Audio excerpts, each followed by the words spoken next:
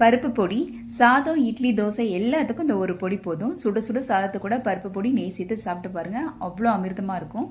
ஒரு கப் அளவுக்கு துவரம்பருப்பு நல்லா இந்த மாதிரி வறுத்துட்டு தனியாக எடுத்து வச்சுக்கோங்க. நல்லா செவந்து வரணும்.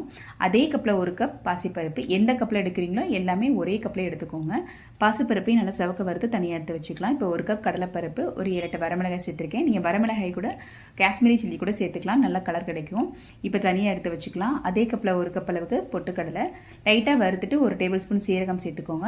நல்லா செவந்து வந்ததுக்கப்புறம் தனியாக எடுத்து வச்சுக்கோங்க. இப்போ கொஞ்சமாக கருவேப்பிலை சேர்த்துக்கோங்க. கருவேப்பிலை ரொம்ப அதிகமாக சேர்த்துடக்கூடாது. நல்லா இந்த மாதிரி பொரிஞ்சு வந்ததுக்கப்புறமா தனியாக எடுத்துக்கலாம்.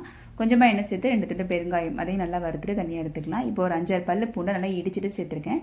பூண்டு நல்லா இந்த மாதிரி அதில் உள்ள ஈரப்பதம் போகிற அளவுக்கு நல்லாவே ட்ரை ரோஸ்ட் பண்ணிவிட்டு நல்லா ஆறுனதுக்கப்புறம் மிக்ஸி பவுலில் மாற்றிக்கோங்க.